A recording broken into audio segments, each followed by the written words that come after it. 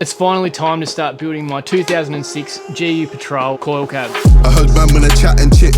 I come through like what's good, these wigs getting split. Man better breeze and sprint, it's long if I choose to bite down on these pricks. X is a lyrical 4-4 of this, so make sure it's X that you wanna rally with. I'll make a big man turn to a kid. Shout out skull when I flat out wigs. Never seeing X's with your eyes closed, don't move past girls behind your eyelid. Bars and flows, check out their mixture. Tell them man can't handle the fixture. It's all fun and games to the person saying it's all fun and games. Get beat up and cocked out the picture. So this is my 2006 Nissan Patrol. It is a GU coil cab, and so this car is going to be doing the longer distance stuff. I've got one more trip to the mainland in the GQ where it's going to do Queensland, New South Wales and Victoria, but after that, longer distance stuff is going to be this car's job. I do want to be able to live out of it comfortably, have a canopy, that kind of thing, but I also still want to build it in such a way that I can still do Glasshouse Mountains, Coffs Harbour and those harder kinds of places. And then the GQ is pretty much going to be reserved for just Victoria and Tassie and that harder piggish sort of stuff. This does have the high mount winch that was on the GQ.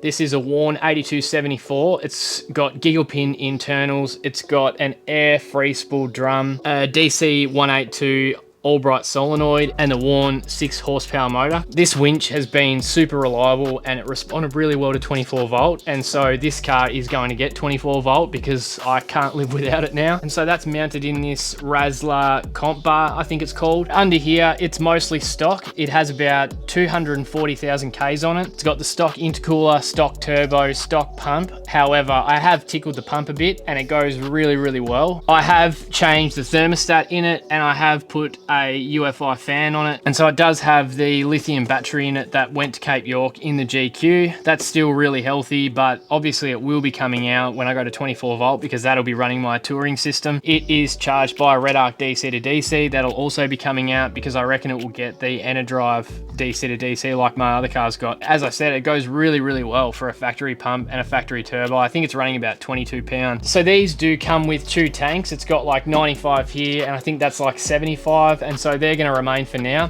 It does have a superior coil brace. The previous owner cut notches out of this for the exhaust to run. Probably wouldn't hurt it, but I just want to be safe because, you know, Patrols are renowned for bending and breaking the top coil buckets. It's got superior non-remote res shocks in it. Whatever I bought for the GQ and then changed over, I just took out of that and put into this, and that's pretty much all we've got back here. I did build a tray for this car at one stage and I did dig the look of it, but after building the GQ tray and doing a lot more metalwork since then, I reckon I can probably build a better one, and so I sold that to a mate just for the cost of materials pretty much. So we're going to build a new one. In here is still quite standard. It's a lot nicer than being in the GQ. However, I've always owned old cars, and so being in old cars has never really bothered me.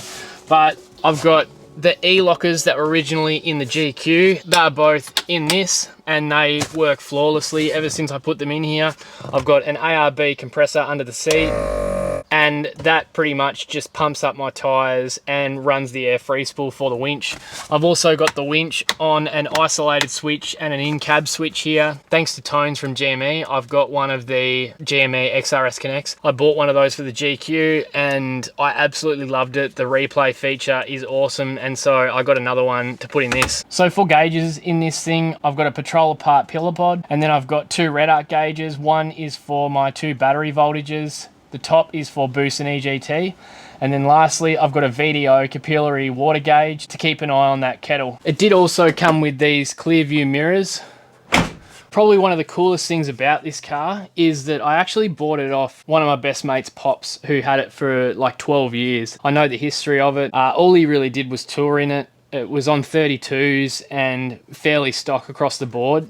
The pump hadn't been touched, and so it was just a really good, reliable platform to build from that I knew hadn't really been worked on a whole lot yet. Now, in my last Patrol, I have superior gear front to rear for the suspension that I bought very early on. That GQ, I've pretty much built from the ground up to flex. So it's got really long shocks, it's got hydro bumps, it's got long arms in the rear and hyperflex arms in the front. The GQ is about being as low as I can get it with as big a tyres as I can get with as much down travel as I can get. And that was the intention for that. Whereas the GU is going to be a little bit different. And so I want to go through some of the parts that I've ordered that have just turned up recently. Something else that's pretty exciting is I actually just bought a house. I was going to be starting to build this car there, but the more I think about it, the more I realize that it's going to be a little while off before I get there. It's got a big concrete slab and it's got a big shed, and I'm going to be able to put a hoist in there. And so I'm really excited to be able to use that for jobs like this. But I also can't wait. I want to start building this, and so I'm going to start building it here. Let's start going through some of the parts that I'm going to be putting in this car and what their purpose is and why I chose them. And so, as I mentioned, the GQ is meant to be low, slow, flexy. Like, it's engineered for all the superior arms and that, but because it was like stock height pretty much, it was within VSB 14, so I didn't actually have to be engineered for the height. That's how low it is. I know people say, like, you know, it looks big in photos and that, and then when they see it in person, it's actually really, really low. So the GU is going to be slightly taller because I want to have equal up travel to down travel. It's still not going to be lifted like crazy. These are only like, I think the final height will be about 3 inches, so it's still not going to be crazy tall. I don't like lifted cars. I just want to have a bit more padding than the GQ's got. You know, when the GQ hits bumps, you're sort of hitting the bump stops all the time. Whereas the GU, I want it to be a little bit taller so that it's got equal up travel to down travel. I find when you're building a car, it takes a couple of goes to get the coils right. I think the rears in the GQ are the only ones that stayed through the whole lot, but I've had about 2 or 3 different sets of front ones just to get the height right. And so for the front arms, we have the Superior 5-link setup. These are the next level up than the Hyperflex. I didn't get them for that purpose. I got them because I reckon the bush longevity will be unbelievable because you don't have any bind in your radius arm. These can move freely. It's basically like a rear setup. It's got a lower control arm, an upper control arm, and a panhard. And because these are free to move independently, I reckon the bushes are just going to last forever. Whereas with a Hyperflex arm, you're only grabbing that diff from the back. I just froth a look at these. I have installed a set before. Jonesy's got them in his car. He loves them. Harris has got them in his car. He loves them. And yeah, they're just a really good thing. I think they look awesome. Still up the front, I've got the solid comp spec tie rod. I didn't need to get the drag link because I actually already bought it. It's one of the first things I did to the car. And that brings me to the fact that, like, this is one of the first things that I would do to a patrol is get solid comp spec drag link and tie rod. It's one of the first things I bought for the GQ too, because they are renowned for, you know, bananaing these, and the front ones.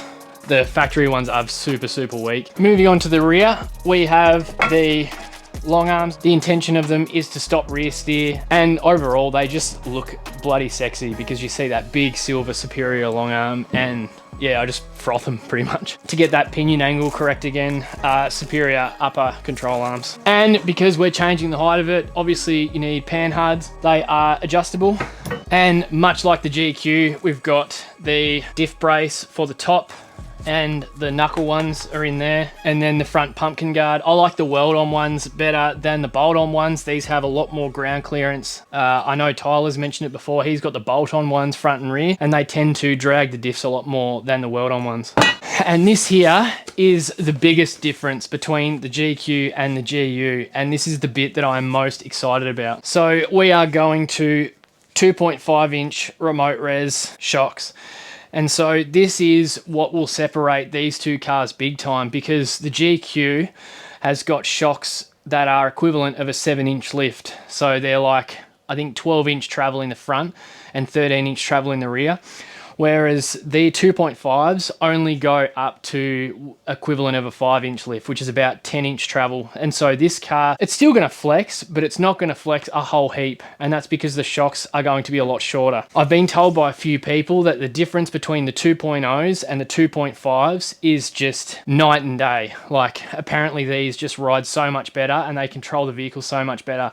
And considering this car is going to be for long distance touring and hard tracks, I would love it to be able to handle corrugations, whoops on the beach and bumps, stuff like that really well, and just be really comfortable to ride in for long trips. And so yeah, I don't care a whole lot about flexing this car as long as it's stable and as long as it rides well in higher speed stuff as opposed to slower flexier stuff like the GQ. So a thing that sets them above the 2.0s is they have rebound adjustment, whereas the 2.0s only have compression adjustment. So yeah, that's the shocks that we're going to be using. After I chop the GQ, I got it engineered for the chop, for the suspension, for the long range tank, for the XR seats, for the turbo, for, you know, everything. That car is engineered, and this car is going to be no different. And so that's a big reason why I turned to Superior again. I bought all the stuff for the GQ years and years ago when it was a wagon. I wouldn't put anything else under them. It's just, I don't know, what I love and what I choose. Because I did that with the GQ, when it came time to engineer everything, because Superior go through the testing to get them all approved under the ADR, when it came time to engineer the GQ, you can just go, oh, yep, so you've got the Hyperflex arms, yep, here's the compliance for them. You've got the, you know, long arms, yep, here's the compliance for them, and so on. And so because I'm doing the same thing in this car, I've got the Superior sway bar front and rear. The GQ's just got factory sway bars, and I unlink them when it's time to flex the car out, whereas this car is just going to have the front and rear sway bar at all times, because as I said, this is more about ride quality than flex. So yeah, front and rear super flex sway bars. Now there is other stuff like ADR approved extended braided brake lines for the extra travel that it's going to get and stuff like that.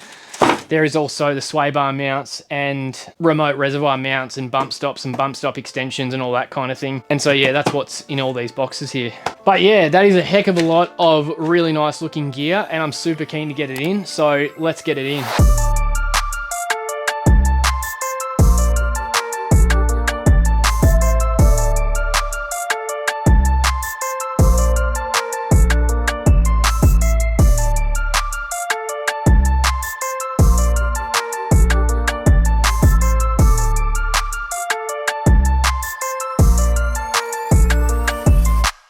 Alright, so it is the next day, and last night I got everything done with the long arms, so they just need to go in now. I want to show you how to set up your pinion angle in the rear. It's a bit different to the front, and so whenever you're doing something in the front, you set your kingpin angle, and the pinion angle is just set by a result of that. In the rear, it's a bit different because you obviously don't have a steering angle, you just have pinion angle. I think it's a common misconception that the idea of your rear setup is to have the pinion pointing as close to the gearbox as possible, but that's not actually how it works. You have two uni joints, and it's about offsetting those uni joints so that they cancel one another out. I'm just going to bung that sub tank back in, and then I'm going to put the long arms in along with the new upper control arms.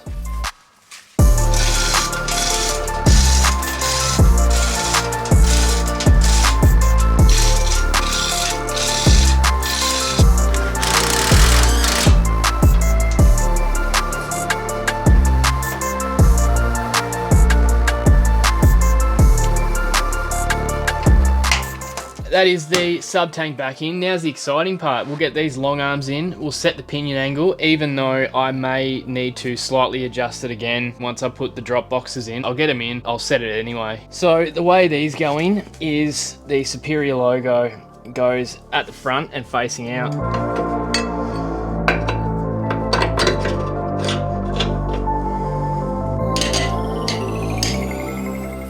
There's the length comparison. So this is my old lower control arm, and this is the new Superior long arms. But yeah, let's get this one in.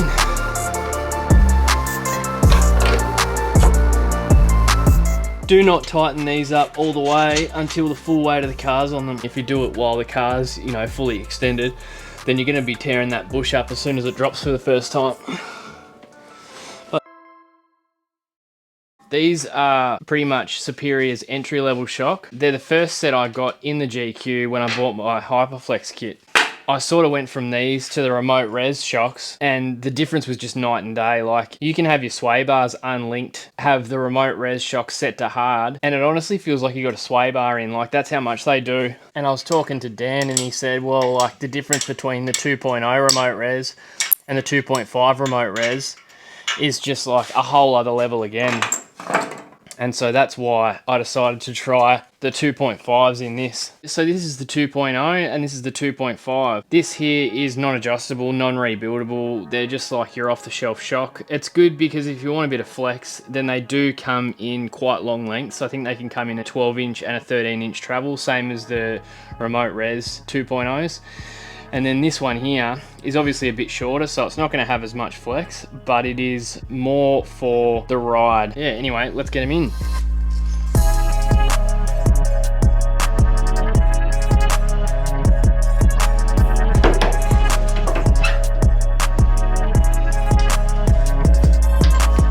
Yeah, so that's one side in. Looks good. So yeah, I'll get the other side in.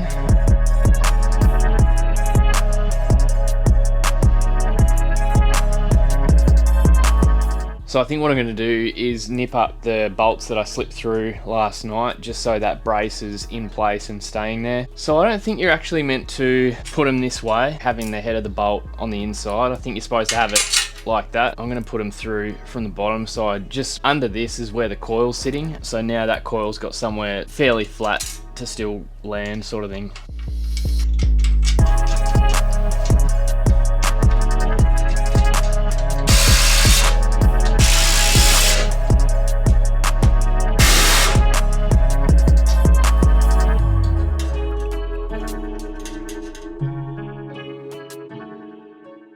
Alright, before we get it back in the shed, might just mount these up quickly. So when you get the remote res shocks, they come with some mounts. With a ute, if you get one of these braces, it has spots here to mount the res. I just want to do it so that the clicker's facing outwards.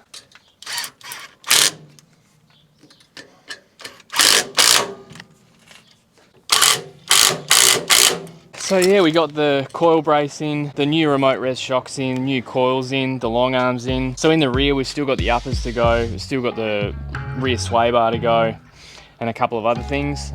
And then we can move on to the front, and this thing won't look like such a sled. Let's keep moving.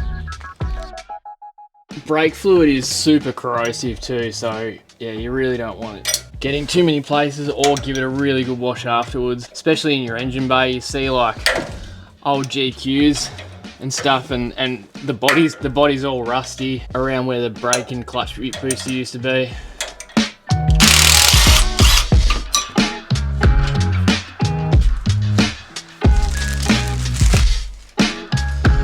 And that is the new one.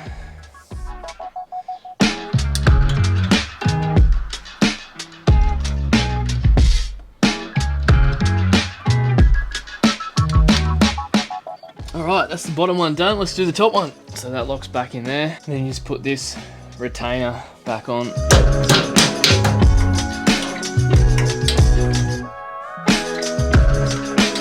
And in there, you can see the new braided brake line. So they're a lot more resistant. You get a much harder pedal feel, and it's not going to be too short for the longer shocks. The panhard is the arm that goes laterally across the car. Basically, it stops it from doing this.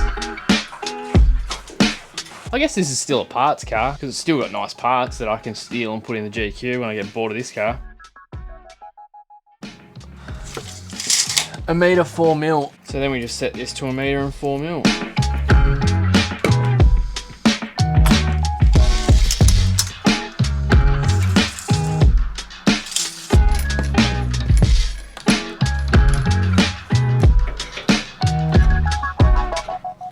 That looks really nice.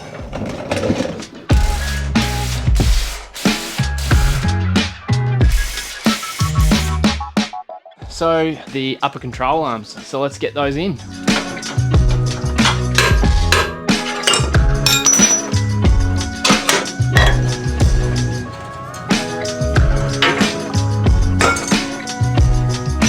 Pretty much bang on to zeroed out with the gearbox. And so yeah, that's how you set your pinion angle. Angle gauge on the back of the handbrake, zero out, put it on the diff and get the same angle. And so it pretty much needs to be 380 by my measurement.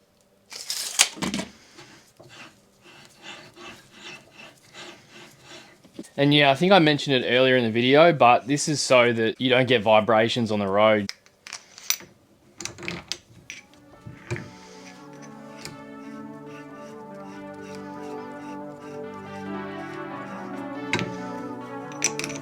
All right, they're both 380, so I'll go and see how they go in the car.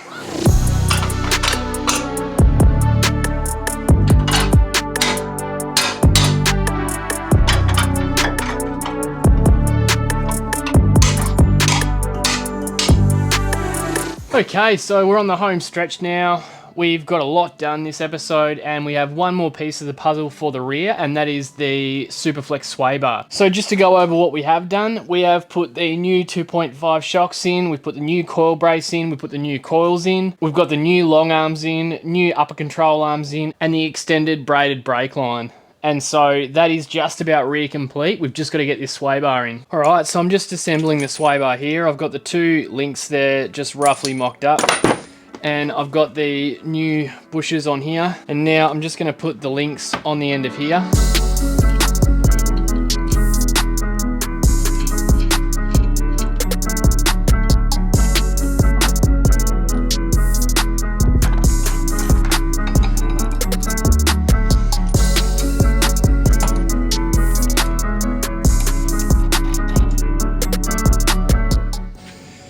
That looks good. Let's get it in the car.